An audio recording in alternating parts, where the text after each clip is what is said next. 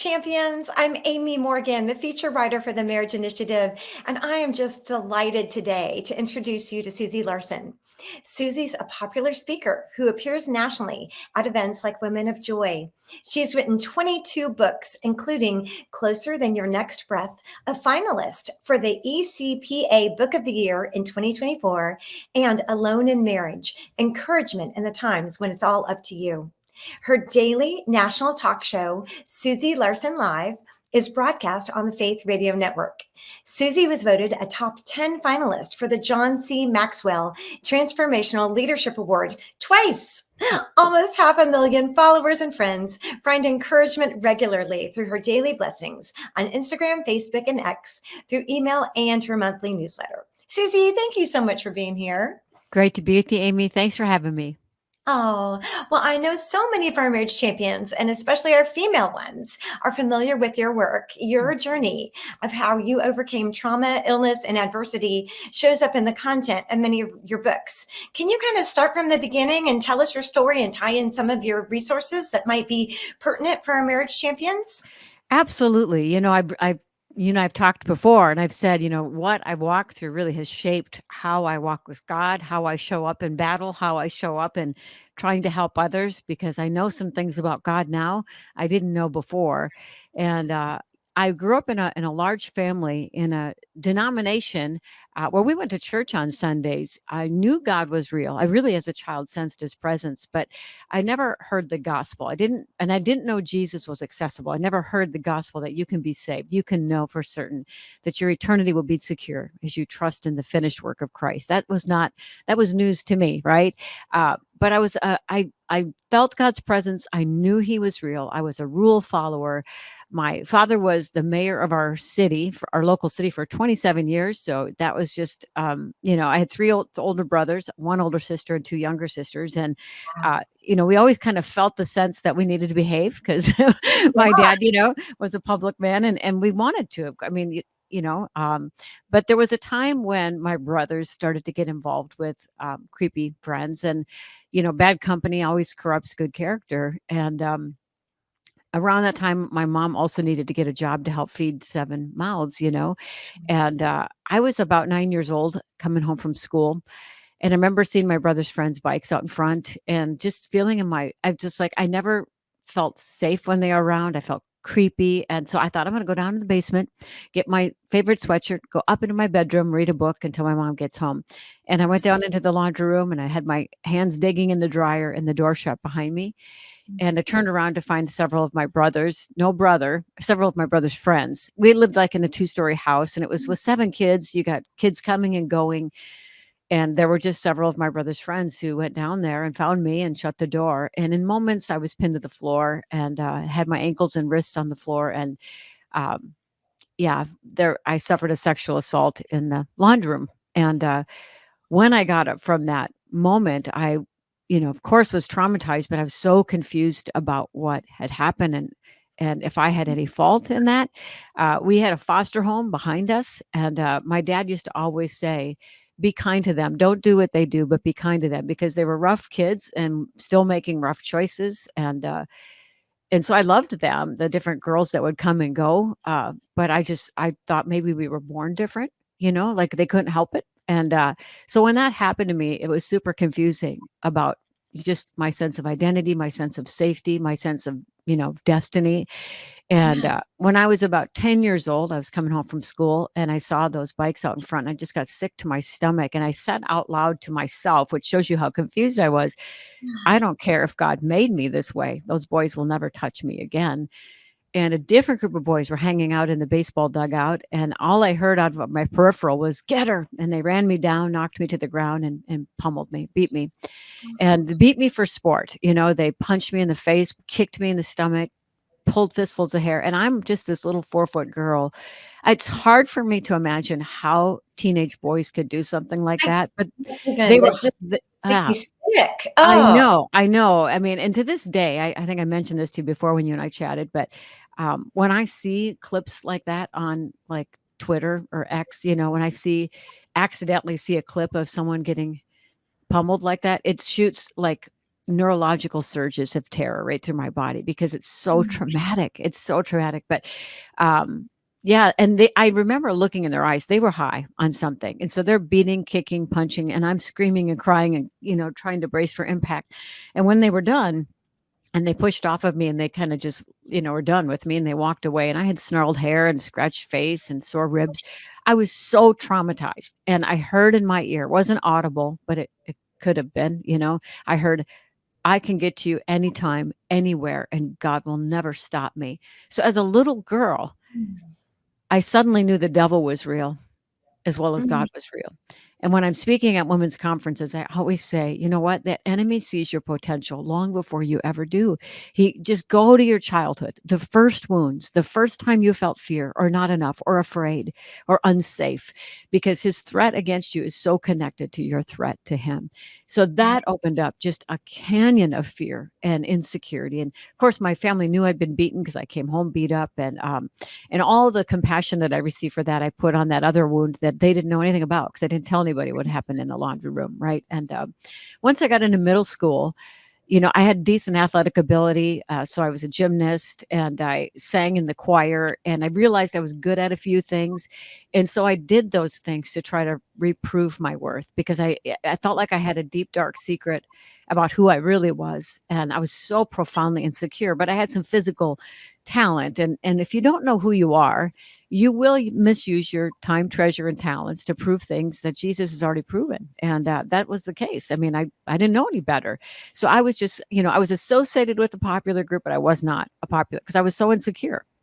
And but I could pull off a decent gymnastics routine or sing in the special choir and all that stuff. And through just a wonderful miracle, the Lord wooed me to himself, and I found Christ in about 8th grade. And it would be years of me, even when I was still at home.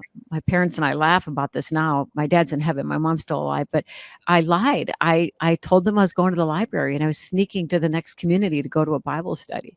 And my brothers were involved in stuff they totally shouldn't have been, but I was the rogue one lying about sneaking. Lying about going to a Bible study, the biblically based study of God's word. Oh, yeah. And I would come home glowing. And I'm like, my mom would be like, how's the library? And I literally be like, this whole family needs the library, Mom. And my mom is a super committed Christian. She's in the Word every day. She's 91 years old. She's on her knees every day praying for all of her kids, all her grandkids. She's in Bible study. She's amazing. But over time, God just saved one family member after another. Almost everybody's saved in my family now. So, but in those early years, I was sneaking around because I found God's word to be true, and I needed a savior, and I loved his word, and I loved his presence. And the first poem I ever wrote as a teen, I hung it on my wall, the title was "He's the Rock That Doesn't Roll." I need to dig that up sometime, but I started to write poems and plaster my walls. And later, when I was an adult, I said, Mom, I was lying. She's like, I know you were. I knew where you were going. So but so then you jump ahead, met my dear husband at a Christian camp, and a year later we were married, and surprise, surprise, on our honeymoon we got pregnant. And that was God's intervention for us, because we were going to wait 5 years. And I had terrible periods, just to be blunt, blood hard every month, a lot of bad cramping, and didn't know I had endometriosis. And that came out during the first pregnancy. And they said, this is so severe that you will have to have your children right away. And if you would have waited 5 years, you would have no children, because you will have a full hysterectomy in your 20s. So that is what happened. I had a full hysterectomy like age 29. So we had baby number 2, bed rest for 3 months, baby number 3, bed rest for 6 months. So I want you to remember now, it was as I came to Christ, married a Christian man, we were super involved in church. I'm serving on 5 committees. I'm having the time of my life, because on one hand, I was passionate about Jesus, but on the other hand, I knew I was saved, but I didn't know I was loved. And so I was over serving, still trying to earn my way, still trying to prove my way. So while having these babies and being on bed rest. Yes. I mean, and when you go to bed rest for 6 months with a 1 and a 3-year-old, you literally are calling in every favor you can think of, because we had no money. And I was watching my friends get tired on my behalf, and it was confronting every insecurity. I mean, if you want to, confront the lies that you believe and see the cracks in your foundation, when you're put in a place of obscurity where you can't pay back all the favors, you can't earn your way, you start to kind of see what your identity is made of and your faith is made of. And God really, he cleared the table and showed me the deep cracks in my foundation, because I always wanted to give more than I can take. And in theory, that's a good thing, better to give than receive. But if your identity is coming from that, if your purpose and motivation is to prove yourself, that is coming from a lie. And there's no eternal benefit in trying to earn your way. There just isn't, because Jesus already made the way. So during that 6 months of bed rest, it was hard. I mean, my little ones would cry when friends would pick them up. Mommy, I want to stay with you. And it was just devastating. And there was probably there was a day when I was about 6 months along. So I had 3 more months to go on bed rest. And I would be like, honey, 4 more months till mommy can take you to the park, and 3 more months till mommy can make your sandwiches. And it just seemed like an eternity. And when I was 6 months along, the doctors let me get up, and I was feeling pretty depressed because I was feeling worthless, and I could tell I was losing friends because they were getting tired. And it was just terrifying to me. But I met my old college roommates for a lunch on a fall day. We went for a walk. I was very careful. A long story short, I was back in bed by nighttime, contracting and back on strict bed rest. And within 2 weeks of that outing, my face started to go numb, and my arms started to go numb, and my vision blurred, and my short-term memory was getting kind of messed up. And all of a sudden I started to have neurological fireworks in my body. And that was, I just couldn't believe it. I mean, I couldn't believe it. I had this overlapping crisis of more months on bed rest trying to keep the baby in. They kept saying every day in the womb is 3 days out of intensive care. They always told me that, and then all of a sudden the neuro symptoms are coming. And Like, I had, that's not enough pressure. yeah. And I was new enough in my faith that I was like, I thought God lost my address or changed his mind about me, because the word, I would get in the word, it would be dead on the page, and my friends were tired of me, and my poor husband was just doing everything he could. So it really was a dry and weary land. And when those neuro symptoms came, one of the friends who was most tired of me rolled her eyes, and she says, really, now this? She goes, if it's not one thing, it's another with you. And she said, I guess it's personalities like yours that most often get MS. And I'm still on bed rest when she said that. And when she left, a spirit of fear that was so palpable came into my living room. It was thick. I felt so much fear. And I thought, God has abandoned me. He's changed his mind about me, and I'm going to have to endure everything I fear. So that's the foundation of where we started. Long story short, after Jordan was born, a year later, we found out I was unknowingly bit by the deer tick and contracted Lyme disease during the pregnancy. And it's been a long battle. I have background in fitness, so on that side, I'm a fighter. I'm a woman of faith. And there was a point in that mess of just, I wasn't going to call in favors being sick after having 3 kids. So I literally laid on the floor and parented my kids from the floor and did what I could do. But in that place, there was a point where a woman called from my church, and she is a godly woman. And she said, Susie, I've been hearing the chatter about you. And I knew people were gossiping because they didn't know a lot about Lyme back then, because it made you feel and look like a hypochondriac, because this hurts and then this is numb, and it just, symptoms are all over the place. Yeah. And she's a woman of God. And so she said, I've been hearing the chatter, but I know you to be a woman of God. So I wanted to know for myself, what is going on with this woman? What's going on with this family? So she said, I brought your case before the Lord. And I could hear her leaning into the phone. This is back when you had phones with cords. And Yes. she said, Susie Larson, listen to me. She said, God showed me he's building a platform with your pain that you're going to speak from someday. So lean in and learn everything you can, because you're going to have a story to tell. And Amy, I knew it was true. As soon as she said it, it was like a truth bomb dropped into my spirit, even though I was so sick and so weak, and we were so broke because of me and all the financial medical stuff I was going through. And it was around that time the Lord thundered in my spirit and said, are you a believer because you've secured your eternity and that's it? Or are you a believer because you actually believe this stuff? Like, when are you going to shift your weight onto the promises to see if they hold? It was like he broke his silence. And all of a sudden I realized, I'm a baby believer. I need to stand in faith even when it doesn't feel true. And so I started to find promises and stand on them. And I remember getting up the next morning, because as a young girl, 20 something, with mostly my face and my neck were numb and my eye would droop and things. And the doctors would say, you may wake up one day with paralysis in your face, with like a Bell's palsy, because you have so much neural problem in your face. So every day I'd look in the mirror, is this the day my face is going to Yeah, fall? oh gosh, that Yeah. would be so Oh, horrible. as a young woman, that was, while my friends have name brands, they're taking vacations and building additions to their house. And I know they had their problems, but the stuff that I was struggling in, they had in abundance. But after that call, I got up in the morning, my whole face was numb, and I put my hand on my numb face and I pointed in the mirror and said, "You will not die, but live and declare the works of the Lord." And I felt like the most pathetic mom because I was sick and I just parented from the floor, right? And I would put my hands on my boys' heads and say, "You will be mighty in God someday." I'd Mm, hold up my empty checkbook and say, "My God will supply all my needs." And it really is when I became a woman of faith. And our marriage was really forged in the fire. And when I suffered pretty bad for about 6, 7 years, and I managed for about 20 years, where I'd probably get knocked over 4 times a year, where I couldn't get out of bed, but I managed it. And then I had a pretty severe relapse about 9 years ago.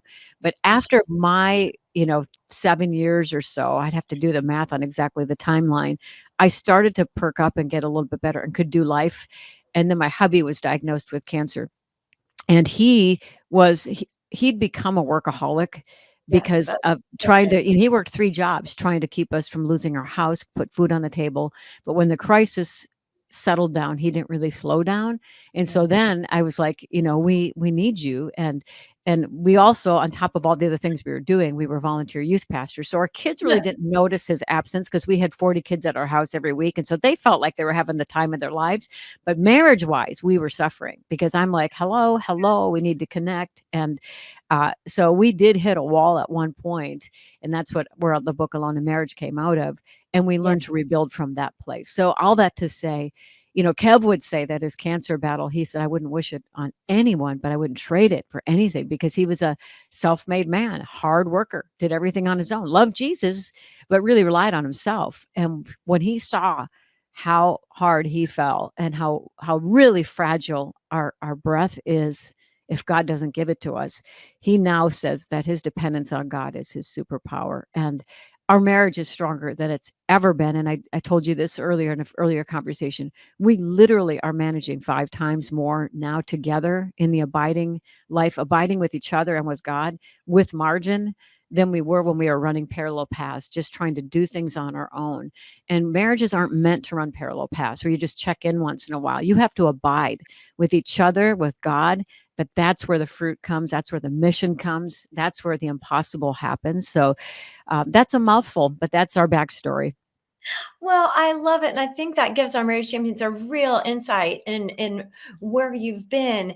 Now, during that time, Kevin, you said your husband, he was your rock when you were sick. He was like, "No, you are my bride," and I know that that's something that has been the foundation of your marriage. But there was a time when he was literally working himself to death, and that became a habit, and you really felt all that aloneness, and that really started to impact your marriage, and you tell about this, and that's why I said at the beginning, a lot of your story shows up in your books. But I just think that for our marriage champions, I would suspect that many may have been on that same path that you and your husband are, that they're maybe a little too busy at work, or they've had something going on with the kids, and they really need either that, or it's the couples are mentoring, that they need that time. Or you said in your book Alone that sometimes women need to go through that season because like their husband's deployed, or Hmm. maybe he's sick, Hmm. and there are some inevitable seasons where you may be pulling the emotional weight of your family, whether they're good reasons or not so good reasons, but it's the reality. So you wrote a book about that. So let's talk about that, because I think that's something our marriage champions really might benefit from hearing.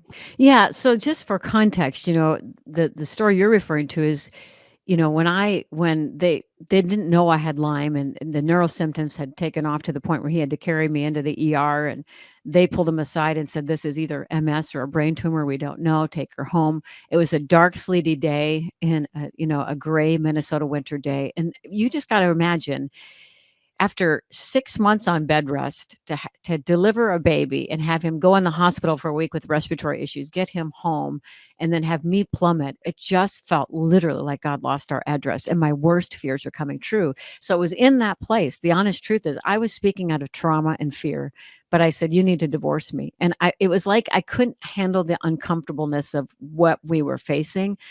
So I said, I'll go live with my mom and dad, and you marry someone that will, be fun and healthy and love Jesus. And, I think that I think the reason I think that's an important point to mention is because we literally are in a day where young people aren't taught to suffer well. And we sometimes will make a permanent decision in a temporary crisis. We can't stand how uncomfortable it is, so we want relief. And the thing is, God always wants redemption more than relief. We want a break. He's like, no, I want a breakthrough.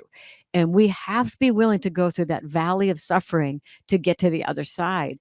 And I praise God for my husband. And he was so mature in his young, I want to say we were 29 at the time. But I'm crying and weeping, going, this is the darkest hour of my life, and I'll go suffer and shrivel up and die at my parents. And you go on and, you married a lemon. You got to trade me in for one that works. But I mean, I was devastated. And he stopped me and said, you listen, you're my bride and you always will be. And if I have to kneel down to kiss you because you're in a wheelchair, then that's what I'm going to do. And that because I had so much trauma in my past, God knew that he needed to literally open the heavens and give me a glimpse of what unconditional love looks like, because I wasn't contributing anything. I was costing everything, and he didn't budge. He didn't hem, he didn't haw, and he'd already been at it for 6 months with me, and we didn't know about our future. That was a divine moment for me, and that carried me a long way. So I will tell you, when he got into the workaholism, that carried me for a long time. And eventually, when I started to just get so frustrated with him, I felt guilty because of that moment.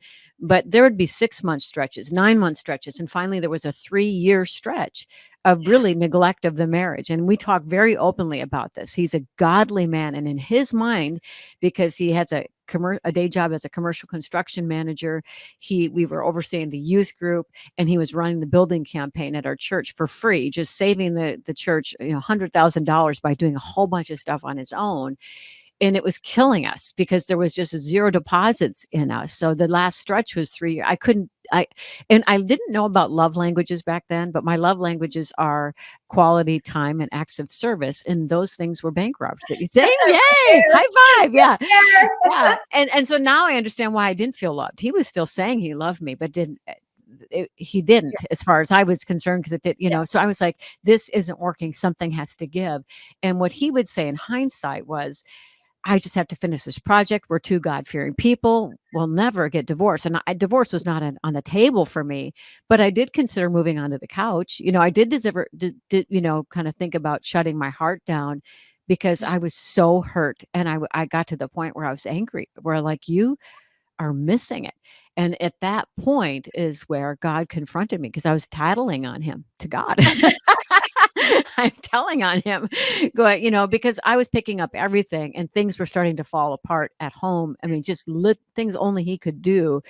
And I felt like he took the roof off of our house and put it on, and was a hero to everybody but me. So we come into church and everybody wanted to talk with him. And I was so alone in marriage. And so that's when the Lord said, I know he's missing it, but you've committed the greater sin because you let your love grow cold. And I want you to repent. I want you to humble yourself and apologize and make a commitment to open your heart back up to him and to love him, whether he gets you or not.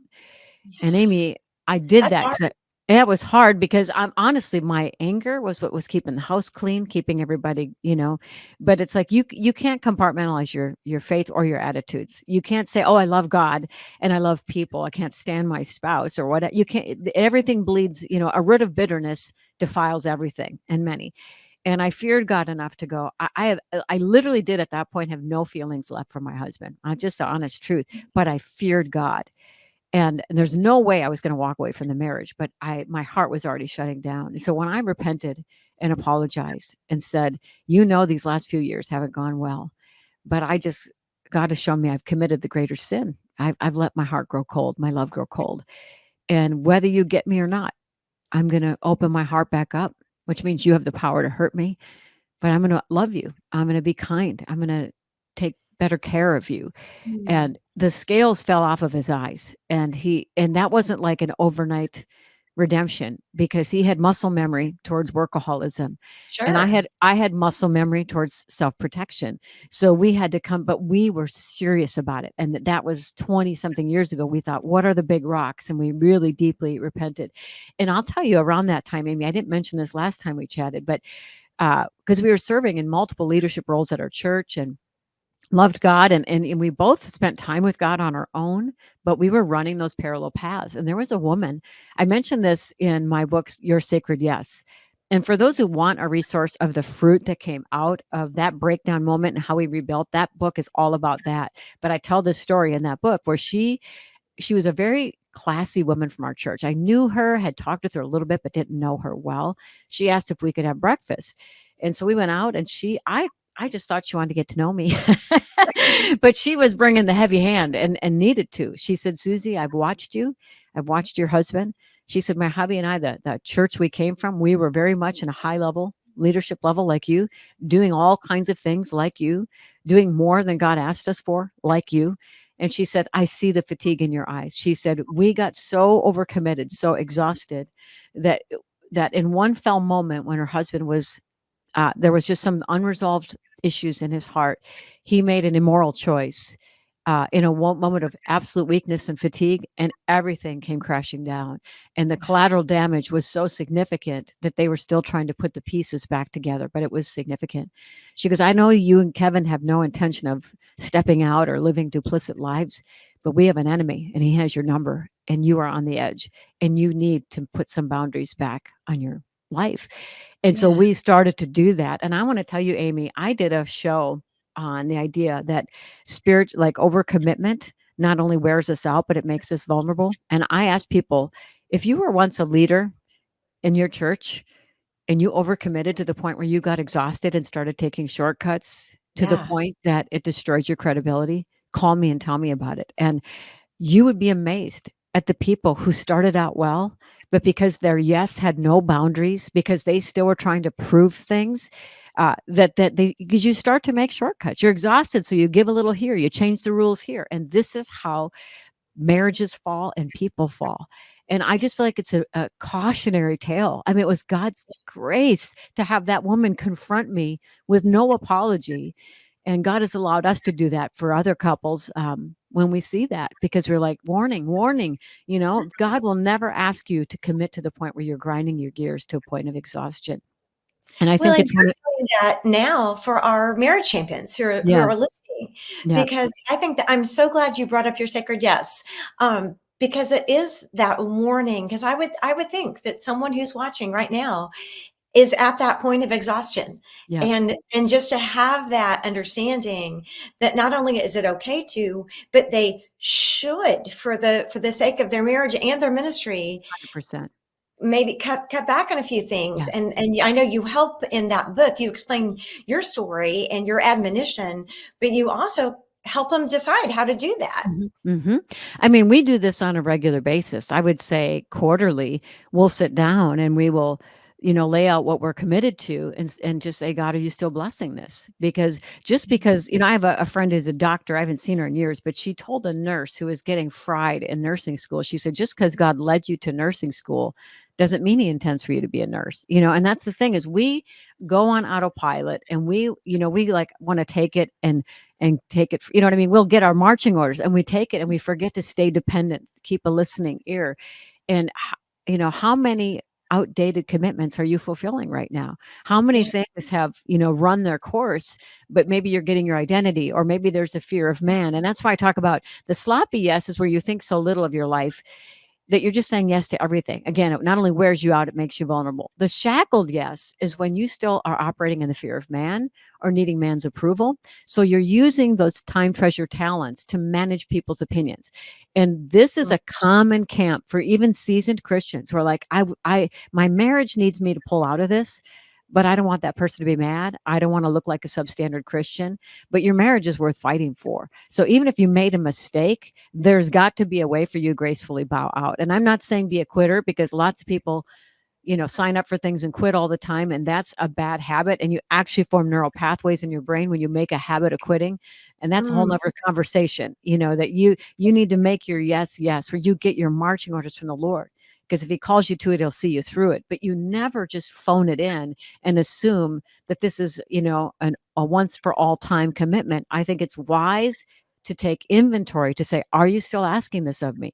And to have the humility to say, we're in a season where my husband's building his business, or, I'm going back to school, or one of my kids got a health crisis. So I need to make adjustments. And the true people in your life will honor that and say, how can we help? We're going to come around you. We're going to pray for you. Anybody who would get mad at you because you're suddenly not helping them, I think that's very that informative. says It a just lot about gives, them. yeah, Sure does. gives you some information. Yeah. Oh, Susie, you have just been such a delight. I have so enjoyed talking with you, and I know that our marriage champions will just have as well. So thank you so much for being here. Well, honored to be here, and thank you for all you're doing to fight for marriages. And if I could say one last thing, your Sure. marriage is worth fighting for. I used to do a show with Focus on the Family with Dr. Greg Smalley on marriage and on relationships. And he said over and over again, and I believe this to be so, so true. Sorry, my bangs are bugging me. That, people who quit, and I'm not no condemnation if you've quit and remarried, God can redeem it. But when you want to quit, and if you hang in there, the marriage you have with the person you're with will be far better than trying to start over, because you have quantified baggage. You have all these other relationships in that next relationship with you, that in the messy, if you can get a vision for your marriage and hang with it, it will be far better than you could imagine, or trying to get with someone else. So it's worth fighting for. But I'd say marriage is a fortress, and it calls for regular course corrections, where you're checking in with each other and seeing what each other needs and honoring that. Not that you become self-focused, so it's all about you, but that you're abiding to such a degree that you're in step with the Holy Spirit and making the corrections he's calling from you. Then honestly, you'll be unstoppable. It'll be amazing what God will do in and through you. So it's worth fighting for and worth paying attention to. So, yeah. Oh, well, thank you, Susie. And you are a testament to that Mm. through thick and thin, through sickness and in health, through everything. And you've had 40 years now, right? 40 years coming up in March. Yes. Hmm. Oh, that's Hmm. so wonderful. Well, Marriage Champions, as always, if you'd like to learn more about Susie Larson and her resources, you can find us at marriageinitiative.org or marriageresources.org.